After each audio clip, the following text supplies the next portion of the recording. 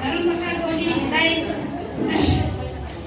यस कार्यक्रम उपस्थित हुनुभएका सम्पूर्ण राज्य समिति, नगर समिति र एरिया समितिका साथीहरू, अन्य उपस्थित भएका आमा बुवा दाजुभाइ दिदीबहिनीहरू र महिला राज्य समितिको तर्फबाट र स्वयं मेरो तर्फबाट क्रान्तिकारी न्यानो अभिवादन टक्राउन चाहन्छु।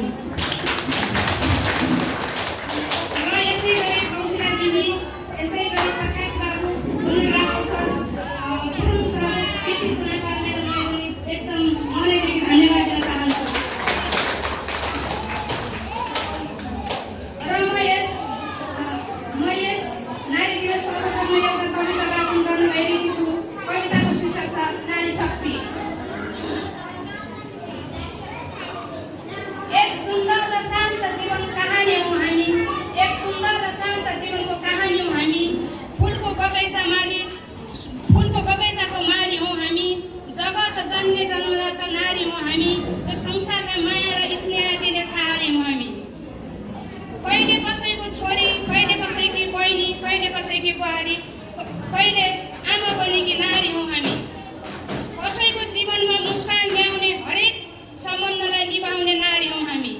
कमजोर र असहारालाई दिने माया र ममताकी खानी हौँ हामी।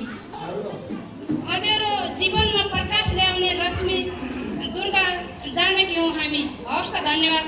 यति गर्दा मेरो एक दुई शब्द पुग्यो। धन्यवाद।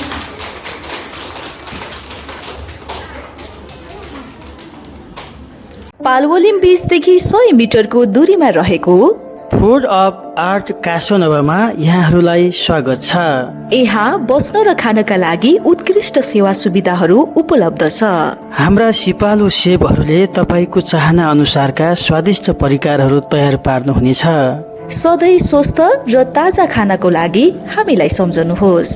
तपाईँ पनि एकपटक अवश्य जानुहोला होटल कासोनोवा फ्यामिली रेस्टुरेन्टमा।